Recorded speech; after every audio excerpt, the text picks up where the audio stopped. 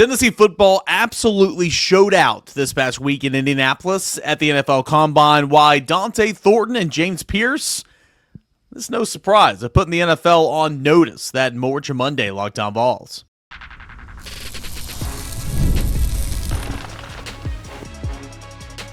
You are Locked On Vols, your daily podcast on the Tennessee Volunteers. Part of the Locked On Podcast Network, your team every day. Hey, good Monday morning, everybody. Welcome into Locked On Vols. I am your host, Eric Kane. Appreciate you guys for being here and making Locked On Vols your first listen, your first watch each and every single day. Big shout out to our friends over at FanDuel, where you can make every single moment more and try your hand at $150 in bonus bets if you win your first $5 bet. All that and more is over at FanDuel Sportsbook. Busy show coming up here today. We are going to break down Tennessee and Indianapolis at the NFL Combine and why James Pearce and Don't'e Thornton made themselves a whole lot of money. Dylan Sampson, I'll look at some of the other guys like Bru McCoy, Simmons, Omarr-Norman, Lott, all that and more coming up here in segment number 1. Segment 2, going to continue to go back and relive a little bit of that Tennessee buzzer-beating win over Alabama Saturday. I did a quick reaction pod, post-game pod, on Saturday evening, if you want to go back and check that out. Some raw initial thoughts, all that and more in segment number 2. And then segment number 3, I'm going to talk with Jack Foster of Rocky Top Insider. Currently, that you can tell by the setup, if you're watching on YouTube, I'm in a hotel room here in Houston for the Astros Foundation College Classic.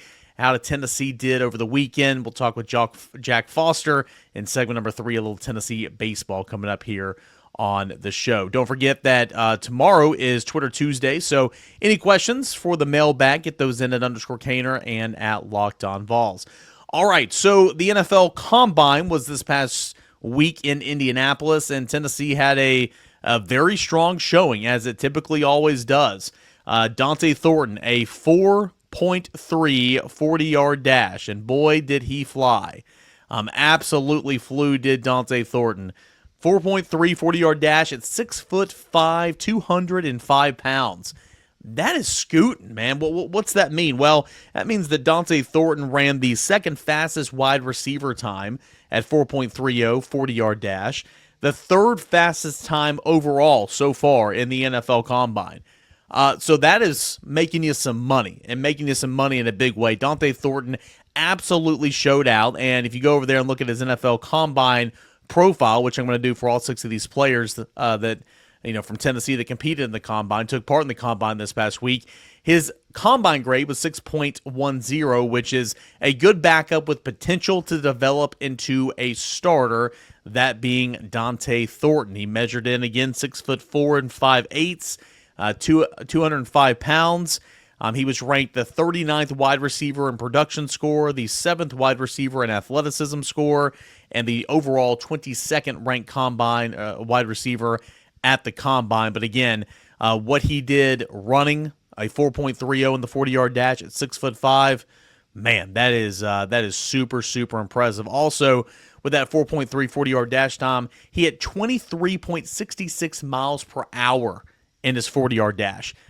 Second among Combine wide receivers in terms of top-end speed, that was Don't'e Thornton. So safe to say that old Don't'e Thornton had quite the day for himself and making him some money in the NFL draft. And, of course, we knew all this about Don't'e Thornton. I mean, he was used as a speedster down the field target at Tennessee, and hopefully he will transition to that in the National Football League. Let's go to James Pearce. James Pearce, a 4.47 40-yard dash. Really, really good time. Led all defensive ends, defensive linemen in a 40-yard dash time. Again, a 4.47 at 245 pounds, 6'5", James Pearce. His Combine score was 6.40, and that is characterized as a prospect who will, quote, become a good starter within 2 years. So that makes a whole lot of sense. Again, I think James Pearce will be best used as a situational pass rusher early in his career in the National Football League, but will transition as he continues to fill out. He should put on some more weight, even though, again, it's not like you shouldn't have already been doing that, and he's done that. I mean, again, he arrived at Tennessee at like 215 pounds, 220 pounds, but I think he'll continue to develop and become more of a refined run run stopper, edge setter, if you will, and not just a pass rusher. But in terms of his production score, 4th among all edge defenders, 24th in his athleticism score, and his overall total score, 4th among combine edge defenders. But that 40-yard dash at 4.47, man, that is getting it done in a big way. Do want to make this note. I did not make this note. I didn't bookmark this, but a really good note from Bill Martin, who's the sports information director for, of course, Tennessee football. Really good note that he put out there after James Pearce stole the show with his 40-yard dash time. Here we go. Tennessee football has now accounted for 2 of the top 8 fastest NFL Combine 40 times by a defensive lineman on record. Byron Young had it at 4.43 seconds in 2023. That's the 4th fastest on record by any defensive lineman in the Combine. And Pearce's at 4.47 is tied for 8th. Obviously, Tennessee's doing a great job of getting their players ready to roll for the NFL Combine and for what's to come. So a good weekend overall for James Pearce and Don't'e Thornton. Those were obviously the big-time winners for or from Tennessee. You look at some of the other ones that took part in some things. Dylan Sampson, he didn't do everything. He didn't run a 40. He didn't run a 10-yard split. He had a 35-inch vertical, had a 10-4 broad. From what he did, he was graded as a 6.36 combine grade, combine score, which is, quote, will eventually become plus starter, which I think that's really, really good for Dylan Sampson. His comp, his NFL player comp is Brian Westbrook, former running back, workhorse for the Philadelphia Eagles. I remember a lot of his games. And so Dylan Sampson did some, didn't do them all, and that's kind of how these players do. And, you know, they'll take what they did at the Combine. If they want to improve on anything, or if he wants to run a 40-yard dash, he will do it at this pro day coming up here in the next couple of weeks. So Dylan Sampson didn't do an awful lot, but did do some. Overall ranking the 6th ranked running back in the class according to his Combine score. His production score, 6th ranked running back. His athleticism score, 12th ranked running back at the NFL Combine. A couple other ones a little lesser known, not as much star power, but had some moments. Omarr-Norman Lott took place in the NFL Combine. He got the invitation. 31.5 vertical jump, 9.5 broad jump. He had a combine score of 5.93, which is considered an average backup or special teamer. So the overall grade isn't what you want. But again, this is where combine stuff gets a little silly to me. Omarr-Norman Lott is an interior pass rusher. Okay, ain't no special team he's going to be on. You know what I'm saying? And so it kind of is what it is. Some of his weaknesses pointed out in his draft profile is he was kind of a scheme-dependent player and a sub-package option for Tennessee. And I think a lot of that has to do with simply, he didn't have a ton of snaps because Tennessee, it's got such a heavy rotation. 2 more I want to highlight. Bru McCoy, he had a combine score of 6.00, which is considered, quote, traits or talent to be an above-average backup. I think that's about right for Bru McCoy. Of course, all the injuries he suffered. His NFL comp is Gabe Davis. He didn't do everything. He did some. He measured in at 6'2.5", 209 pounds, 10-inch hands, and 32-inch arms. So again, he didn't do an awful lot, but he did enough there. Traits or talent to be an above-average backup, and I think that's about right for Bru McCoy right now, looking at his NFL projection. The last one I will highlight is Elijah Simmons, and of course he had a couple of pictures and tweets from a couple years ago that went viral. You remember he was one of the representatives. I don't know what organization it was, but he was on stage for the 2019 NFL draft or something, in his high school jersey, and J.J. Watt quote tweeted the NFL's tweet at the time and said, "Yo, can we take whatever number he was, 72. Can we take 72? Can we draft 72 right now? He's a dog." And so that kind of circulated again. He ran 2 40-yard dash times, and both times were 5.37. He had a 32-inch vertical, 8.10 broad, and his draft combine score was 6.0, which says traits or talent to be an above-average backup. Now, I think Elijah Simmons truly will be a situational type player or a sub-package player because, again, the snap counts are never going to be super-duper high for a guy like Elijah Simmons. But big takeaways from the NFL Combine in Indianapolis. James Pearce went out there, wowed, great 40-yard dash. That was expected. That helped him an awful lot. But I think the biggest winner for Tennessee. I mean, James Pearce, I know he's been all over the map a little bit in terms of mock drafts and all that for first round, but, he's going to be a high draft pick regardless, right? Don't'e Thornton helped himself out so much. Again, I'll reiterate, 6'5", running a 4.30 40-yard dash.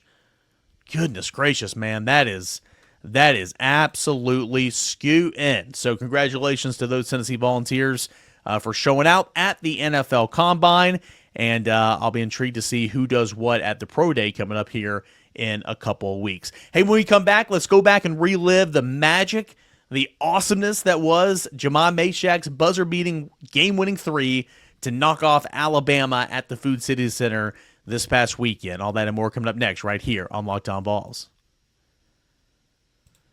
Attention Tennessee fans, the future of college sports is here and it's transparent. Gone are the days of the behind-the-scenes NIL deals. Now with the Roy app, you get to be part of the change and support Tennessee athletes in the most straightforward way possible. Roy is the NIL app that puts the power in your hands. You choose the player, decide how much to contribute, and get exclusive content in return. And if your player transfers, you get your money back. It's completely risk-free. Ever want to make sure that your favorite athlete stays on the team? Now you can contribute directly and you can see the impact. For an unlimited time, Roy is matching up to $100 per Tennessee fan. $100 per Tennessee fan. That means your impact is doubled, helping to keep your favorite players right where they belong. Download the Roy app now from the App Store and start backing Tennessee athletes the way they deserve with transparency, trust, and real impact. This is the future of college sports. Be a part of it today by downloading Roy and supporting your favorite players. Again, that is Roy, where you can change the game.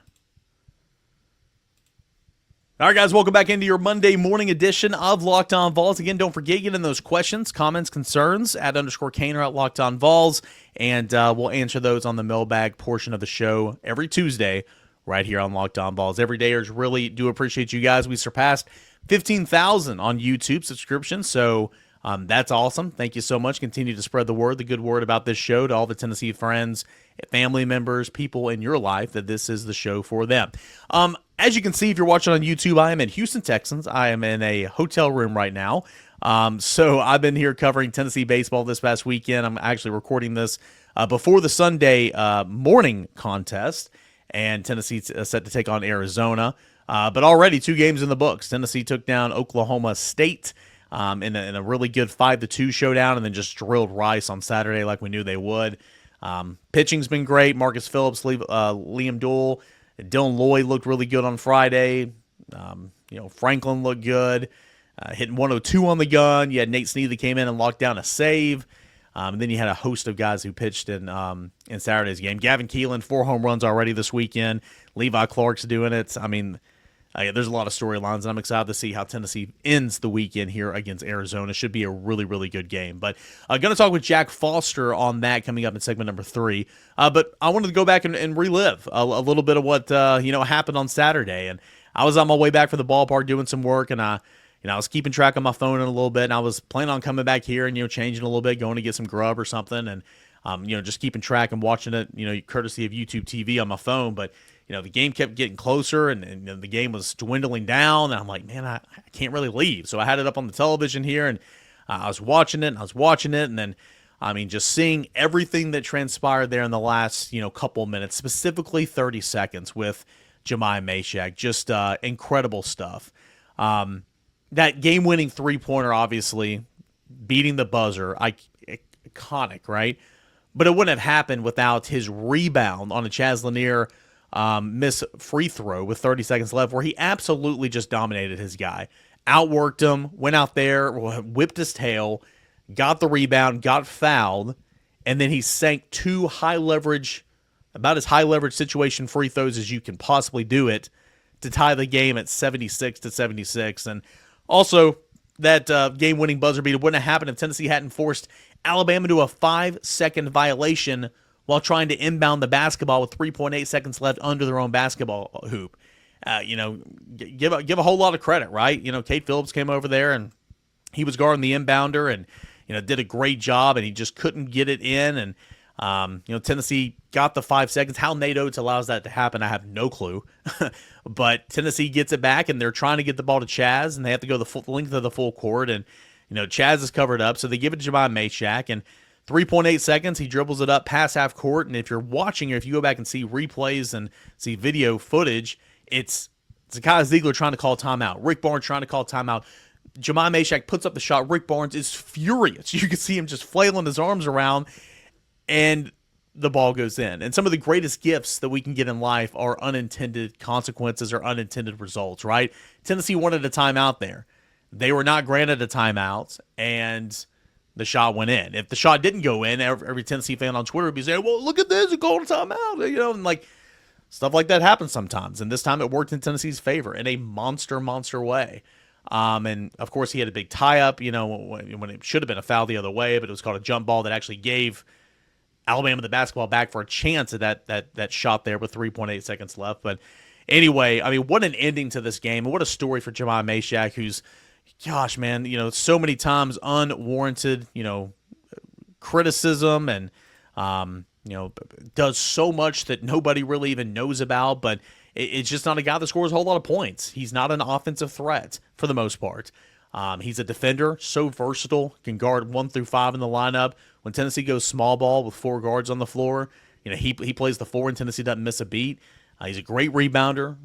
Defender already mentioned. He's pretty good assisting with the basketball, stealing, had a couple of blocks the other night. I mean, he does all those things, and he did all those things. I call that a stat sheet stuffer. I refer to that with Josiah Jordan-James many times throughout his Tennessee career, and that's what Jahmai Mashack does. But the reason I just love, and I talked about this in the reaction show, I love college sports. I love sports in general because you get these stories, right?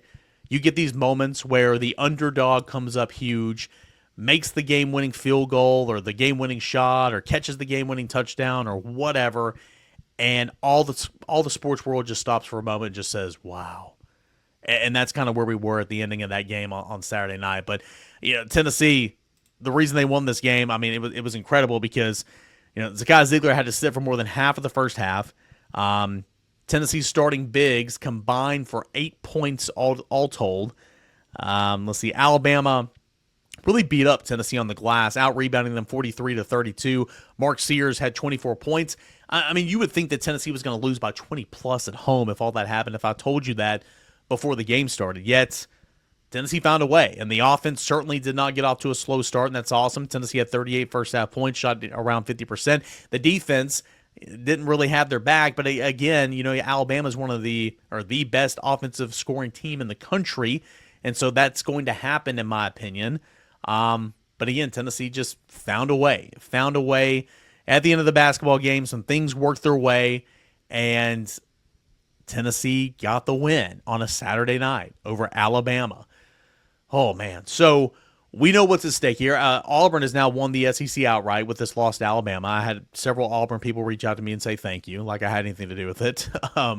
But also, Tennessee very much in play for the program's first ever number 1 overall seed. How about that? We'll see how Tennessee finishes the regular season here. A couple of games left, and if Tennessee has a pulse in the NCAA or in the SEC tournament, and if so, what's that mean? If not, how detrimental is that to Tennessee? But essentially, this was a 1-seed elimination game for the loser, in my opinion, and of that opinion of people who know it better than me. And Tennessee came out on top. So that's awesome. Tennessee, a chance to do something it's never done. And at the end of the day, you want to be the last team standing. You want to win your last game of the season. I recognize that. But still, having a chance at the number 1 seed, I talked about it on Friday's show with Grant. I mean, that just continues to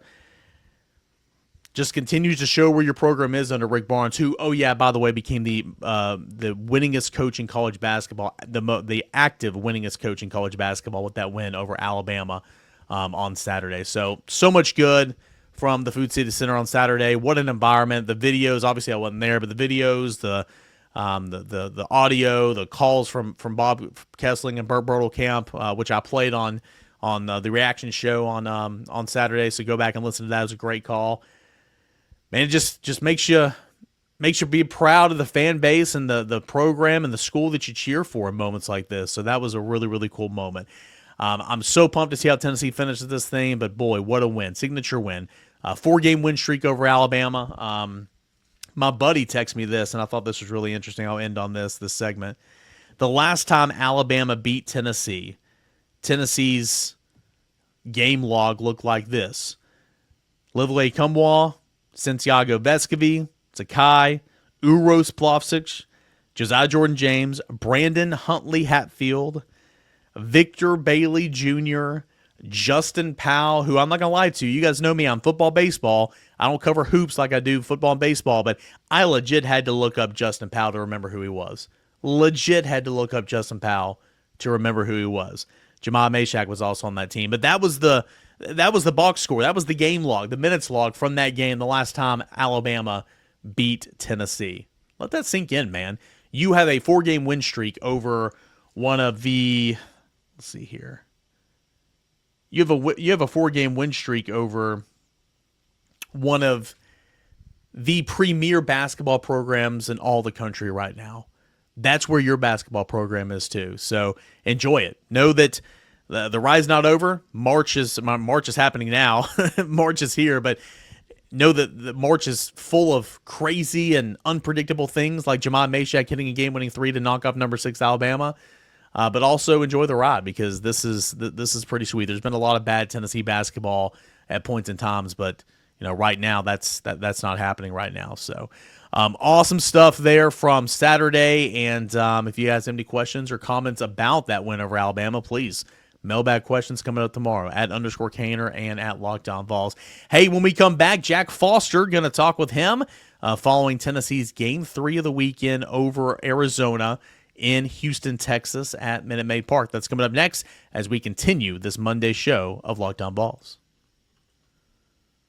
When the game tips off, the NBA action is just getting started. There's no better place to get in on all that action than over at FanDuel. It's America's #1 sports book. With FanDuel, you can place live bets throughout the game, so even if you miss the opening tip-off or you want to bet on a fourth quarter comeback, you can stay in all the action. And if you're looking for a bigger payout, you can even combine your live bets into same-game parlay.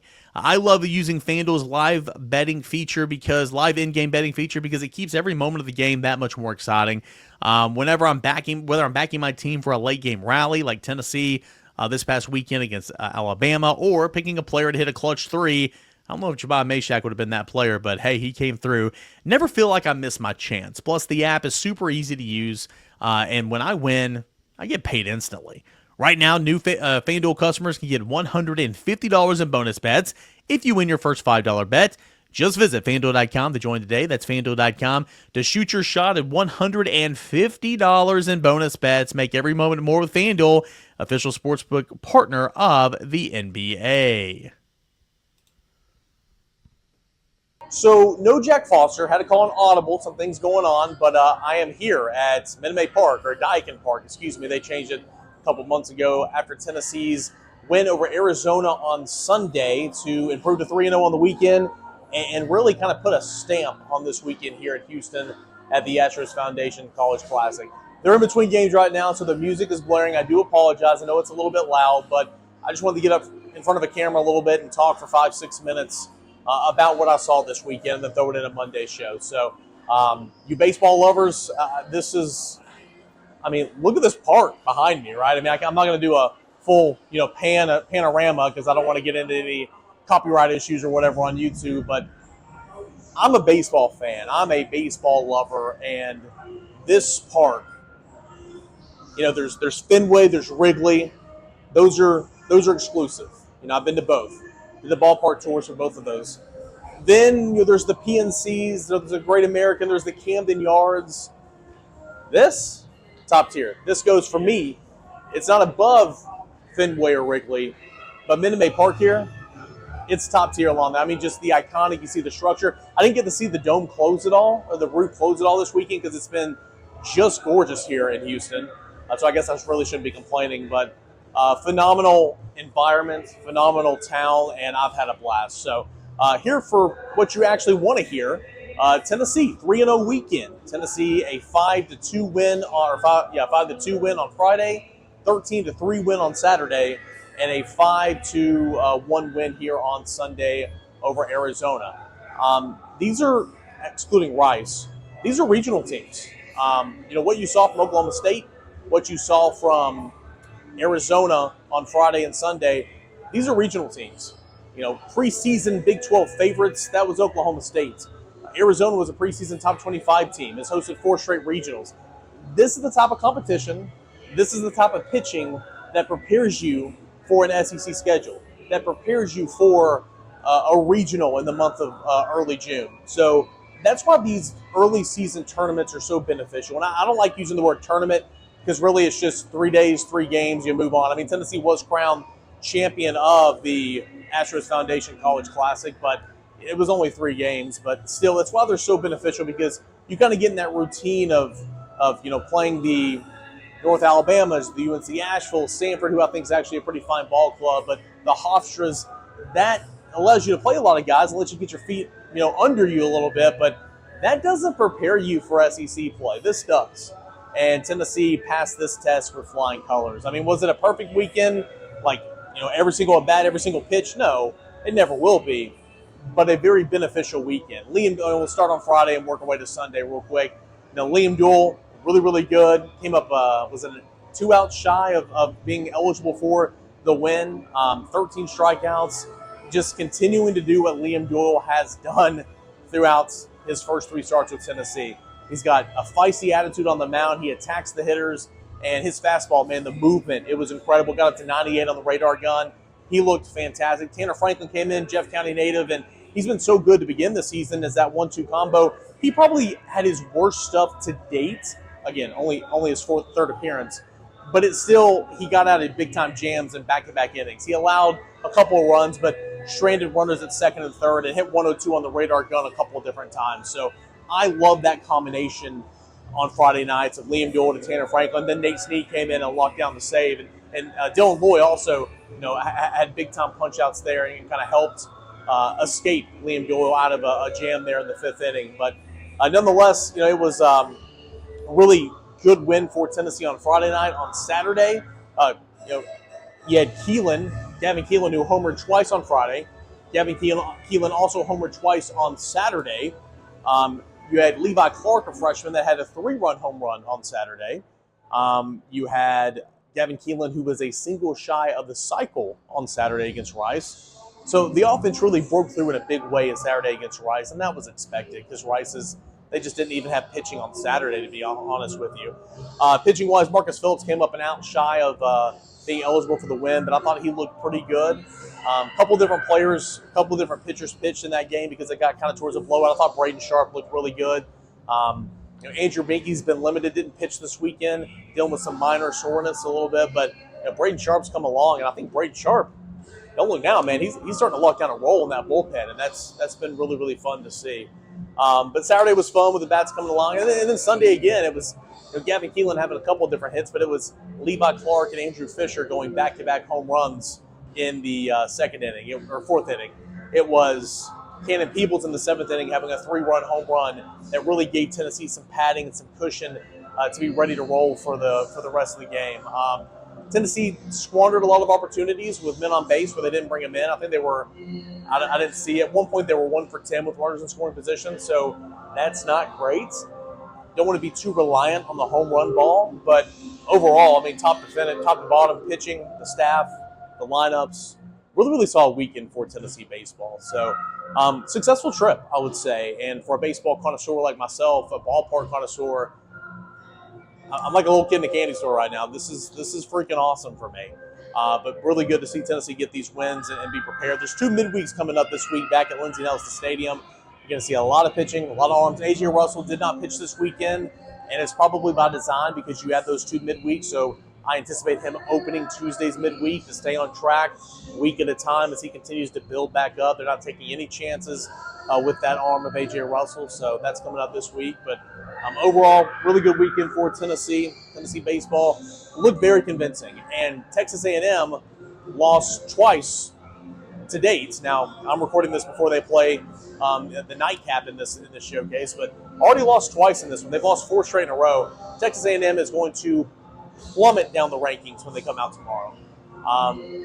We'll see what D1 baseball does with Tennessee LSU.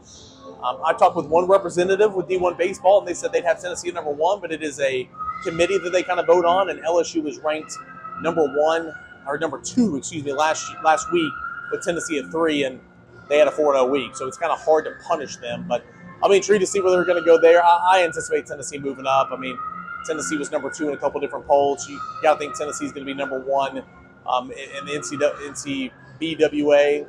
Already number 1 in the USA Today. We'll see what Baseball America and Perfect Game have, but Tennessee's going to move up in the rankings. Will be a number 1 team in the country in multiple polls this time tomorrow when we're watching this show. And obviously, you have Gavin Keelan, who's going to be the SEC Player of the Week, simply because he homered in like 5 straight games before today and had 4 home runs on the weekend. So the PE announcer's coming over here. I'm going to get off here because I know it's really, really loud, so I do apologize for that again. But really great weekend here in Houston for Tennessee. A 3-0 weekend, wins over Oklahoma State, Rice, and Arizona, 2 teams who hosted regionals a season ago. So really, really good weekend for the Big Orange. Fun show here today. Again, I'll be back home in my home studio and with all where I know all my bells and whistles are. So I appreciate you guys kind of bearing with me here. I think the audio sounds fine. The camera angle, the background, all that. I mean, I'm in a hotel room. It is what it is. Such is life on the road when you are on assignment. But fun show here today. But I'm excited to get back home and see what's in store for the Tennessee basketball team. Spring practice starting later this week. And love to answer your questions. All that and more right here on Locked On Vols. We answer those questions on the Mailbag Show every Tuesday. So that's coming up tomorrow. Send in those questions, comments, concerns, @_Kane or @Locked On Vols. And, of course, you can ask questions by commenting on this YouTube video. Appreciate you guys, as always, for being here and being a part of the show. Tell your friends, tell your family all about it. This is Locked On Vols.